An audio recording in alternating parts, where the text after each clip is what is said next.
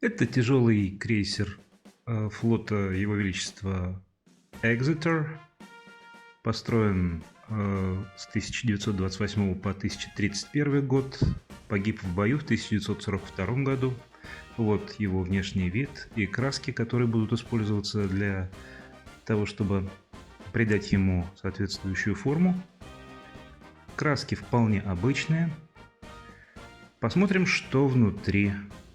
Это палуба и детали. Детали корабля выкрашены в цвет, который называется нейтральный серый. Все детали корабля покрашены полностью, включая стволы орудий, включая решетки вот слева видно было, на дымовых трубах, включая якоря. Это детали фототравления и леерное заграждение. Их довольно много, они очень тонкие. Это будущие трубы корабля, их две. Здесь можно видеть уже выкрашенные в желтый цвет дерева палубу, красивая текстура досок. Здесь лежат шлюпки и вельботы. Я их уже отделил от пластиковых рамок.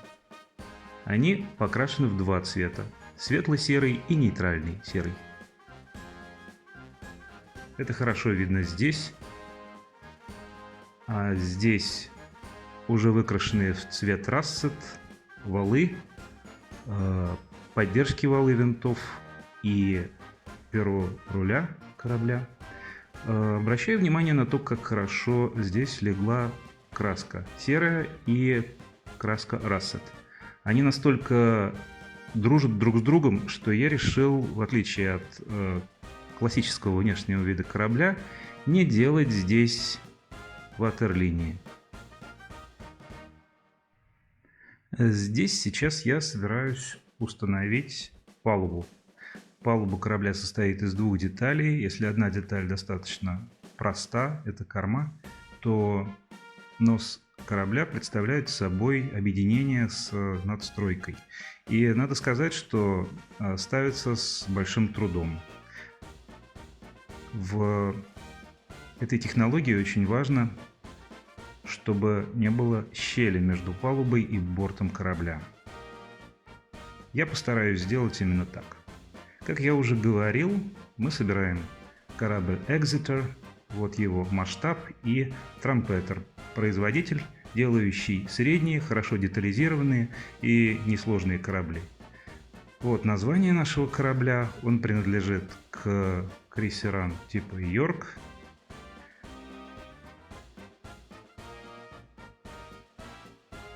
Итак, палуба была приклеена, но щели все-таки остались, поэтому я воспользовался мягкой и широкой черной резинкой, которую купил в модельном магазине.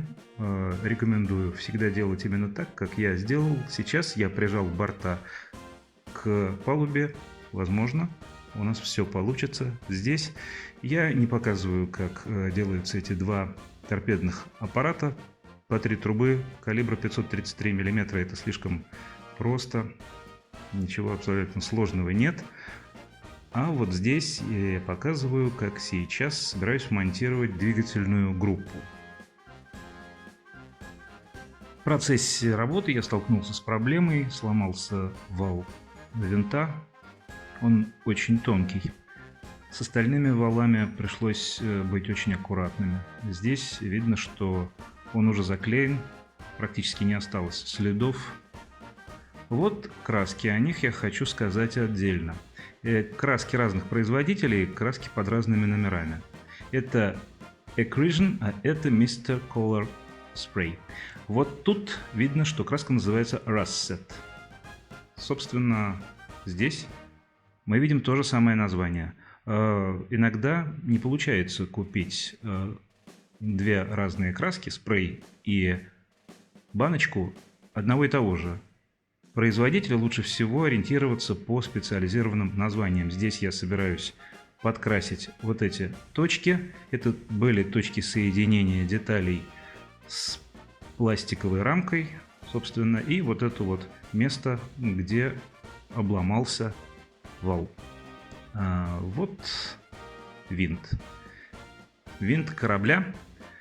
Их 4. Легче всего их покрасить, надев вот так на зубочистку. Вот я их уже покрасил, получилось довольно неплохо. Темный металлик. И сейчас я собираюсь их установить. Устанавливать винты лучше всего сразу. Хотя обычно в инструкциях это указывается где-то в середине работы.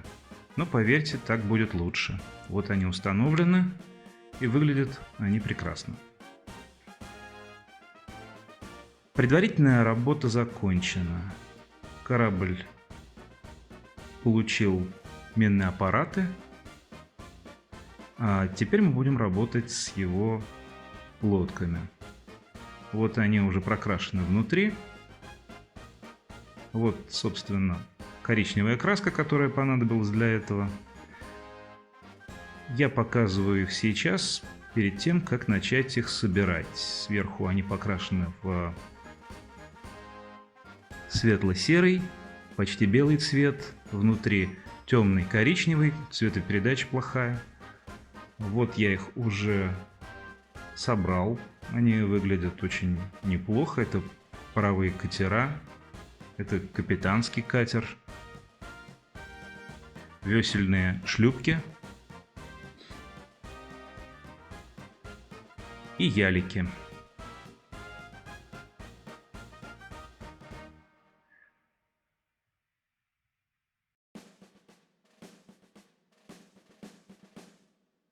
Пора докрасить те части, которые в процессе окраски спреем получились желтыми. Частей на палубе достаточно много. Это барбет орудия главного калибра. Вот еще один. Прочие части вы видите. А также основание для надстройки. Вот здесь. Вот это основание для противоминного калибра. Вот здесь основание для якорных цепей. Их тоже нужно выкрасить в соответствующий нейтральный серый цвет корпуса. А вот и сама якорная цепь, которую нужно будет здесь потом установить. Она уже покрашена в черный. Вот я сейчас собираюсь это сделать. Я уже убираю ненужные желтые части, прокрашиваю.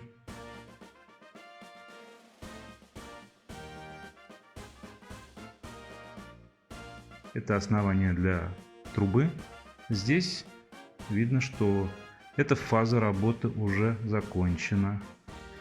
Все необходимые детали палубы приняли свой естественный серый цвет.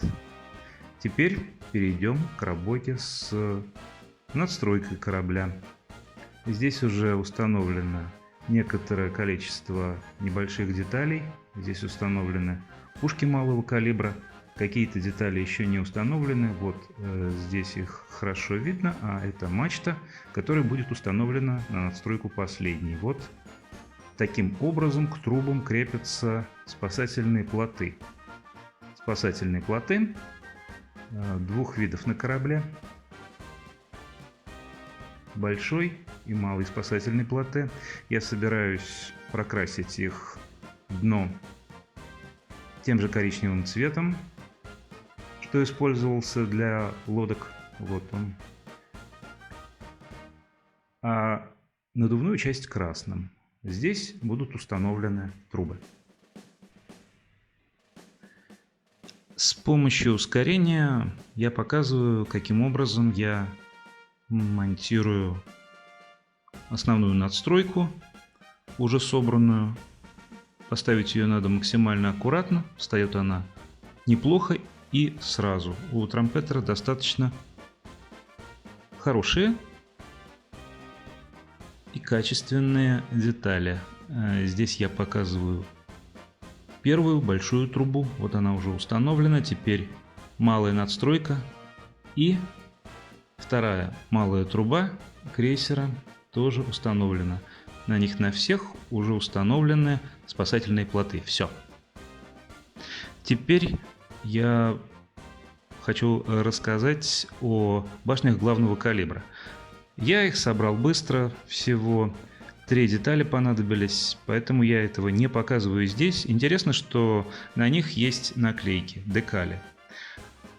Они разные, и они соответствуют 3 башням, 2 передним, 1 кормовой. Интересно, зачем таким образом было сделано. Вот, я показываю, что они разные. Видимо, для того, чтобы пилоты собственных самолетов сразу видели, что это корабль военно-морских сил Его Величества, но ведь и пилоты врага таким образом видели бы сразу свою цель и атаковали ее. Сейчас я их установлю, но это не более чем примерка, чтобы показать, каким образом они будут выглядеть на корпусе, потому что для дальнейшей работы я буду вынужден их снять. Я показываю корабль, он готов на 80%. Сейчас нужно будет сделать направляющие пусковых установок для самолетов-корректировщиков. Затем нужно будет установить их вот здесь, на вот эту вот надстройку, специально для них созданную. Корабль почти готов. Я показываю лодки, я показываю спасательные плоты и очень хорошо, качественно сделанный кран. Вот он. Скорострельные орудия 102 мм калибром. Вот они.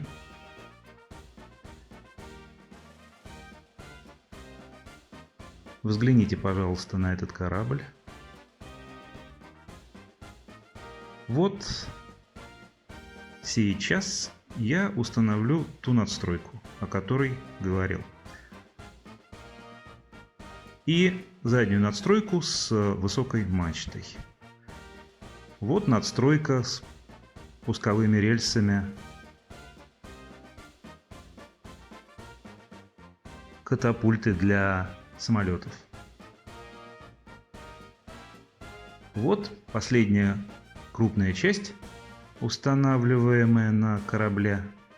Она вставать не хочет. Нужно приложить силу. Аккуратно. Вот. Кажется, успех. Все в порядке. Да. Якорные цепи уже уложены. Якоря пока еще не приклеены. Отсутствует часть леерного ограждения, но тем не менее корабль готов на 90%. Осталось немного. Вот сейчас я покажу его с этой стороны. Очень красивый мореходный вытянутый стремительный корпус корабля. И обратите внимание, вот на фотографии видно, насколько Трампетер сделал детальным корабль. Корабль готов. Видно, что леерное заграждение на бортах уже приклеено. Здесь все в полном порядке. Флаг и даже гюйс военно-морских сил Британии. Взглянем на него с точки зрения пилотов. Увидим эти башни с буквами. Вот, готов еще один корабль коллекции.